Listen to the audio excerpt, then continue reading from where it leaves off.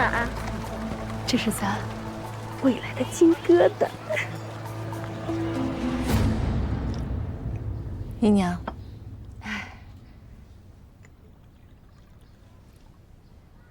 父亲他近来还好吗？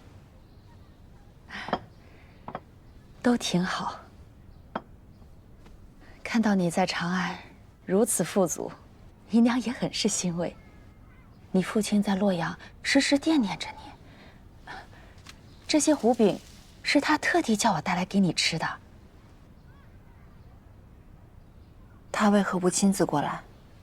唉，牡丹，你有所不知，这何家呀，是一年亏过一年，如今已是家徒四壁了。你父亲四处奔波，忙着还债，哪儿还脱得开身呢？怎会如此？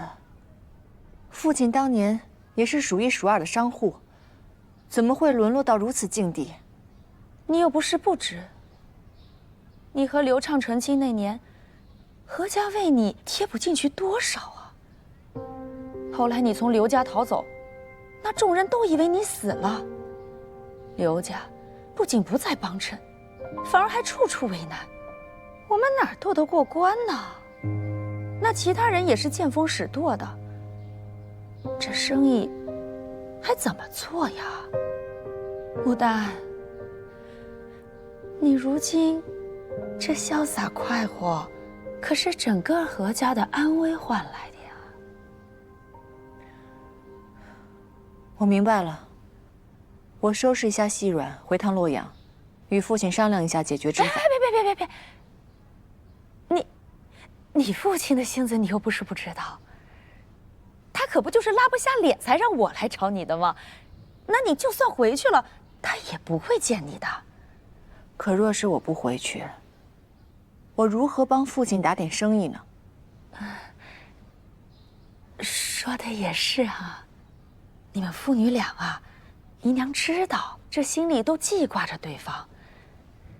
你父亲在洛阳家里呀，天天念叨着你，说他觉得有愧于你，还说你呀，像马儿这么大的时候啊，就已经知道帮着他算钱理账，孝敬得很。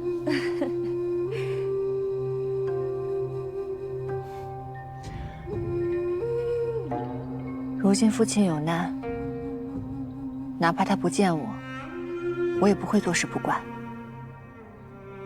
这样，我差人先置办一些玉器，还有丝绢，你带回去，解燃眉之急。这几日，我会联络长安的药商，想办法牵线搭桥，让父亲的生意重新做起来。好，牡丹有心孝顺，姨娘事事欣慰。只不过，你说的这些个法子，它毕竟不能从根本上解决何家的困境啊。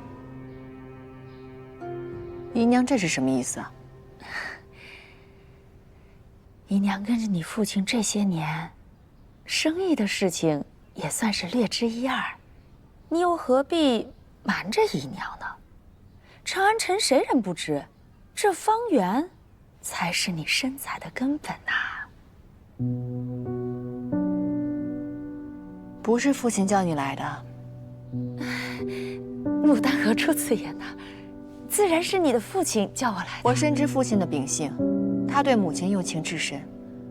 母亲生前最珍惜的便是方圆，父亲深知这一点，怎会向我讨要？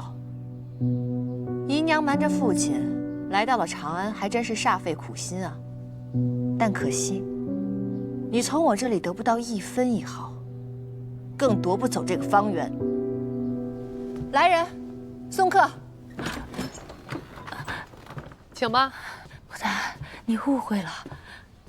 牡丹，如今何家真的需要你的帮助。你看看马儿，你看看你阿弟，他还如此年幼，你忍心看着他跟着我们一起忍饥挨饿、风餐露宿的吗？不忠不孝的无礼俗妇，我才不认你这个姐姐！不许说这句。父亲有句话，确实没有说错。我8岁的时候，便跟着他跑商铺做生意，算盘拨得比账房先生都要快。若是你的儿子能做到这一点，定不会让你过上忍饥挨饿的日子。毕竟，他又忠又孝，又明事理。满儿可是你父亲唯一的子嗣，将来是要继承何氏家业的。你竟如此偏损于他，等他将来当了何氏家主，回了洛阳，你可是要向他下跪磕头的。真是笑话！我早已自立门户，他当谁的家主，跟我有什么关系？你面前站着的可是名满京城的花满珠店主，你让他跪？你看看那墙上挂的字，那是圣人亲手写的。我劝你说话还是客气些。你一个小小的贱婢，你说谁贱婢呢？我们方圆可没有贱婢。哎，你们这儿你若是再不走的话，休怪我不客气了。何为芳，你的良心莫不是被狗吃了吧？若不是你当年逃家的时候带走了我何家一盆名贵的牡丹，这才有了发家的本钱。怎么，如今风光了，想要翻脸不认人了？我告诉你，你如今这泼天的富贵，就理当有我何家的一份。我在长安白手起家，几度危难起伏，我从来没有求过你们任何人。而如今，你想来分一杯羹了？我告诉你，那琼台玉露是母亲所种，方圆是她留给我的嫁妆。父亲有难，我自会与他商量。但是这一切跟你毫无关系。来人，送客！我不走。哎，你别碰我！你们别碰我！我不走！阿娘，何为芳，你母亲不是必死的。等一下，你说什么？你母亲当年并非染了病，而是被下了毒。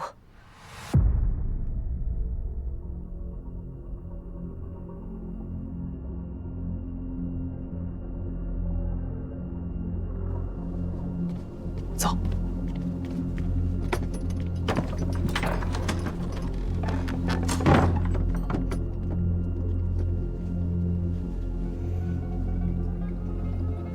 接着说。下毒的是他的仇家，且此毒无药可解，唯有紫细丸可以试，所以当年你父亲才拼了命的去找他供药。你以为你胡诌几句，我就会信你的话吗？母亲生前待人良善，除了种花，不染俗世，哪里来的仇家？那只是你不明真相罢了。他不仅有仇家，钱大人还恨他入骨。想来是他自知罪孽深重，所以才没有将此事告知你。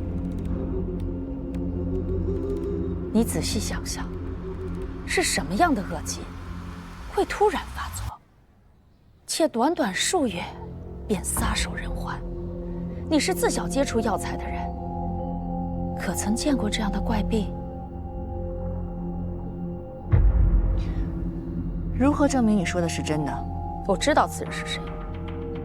给我5000匹绢帛，我便将此人的姓名告知于你。是真是假，你一探便知。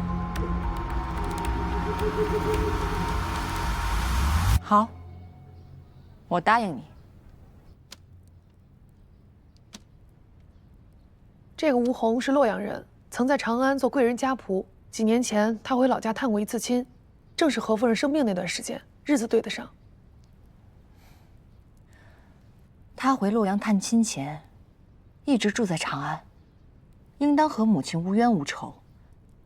他为何要害母亲？这个实在没查到，不过此人古怪得很。他回到长安后，销声匿迹了一阵子，甚至换了名字，深居简出。他若心中没鬼，为何要这般？他如今人在何处，在做什么？他在城外经营着一间孤幼病坊，平日也没什么异常。周围乡邻都对他赞不绝口，说他慈善亲和，对孩童甚好。你可有他的画像？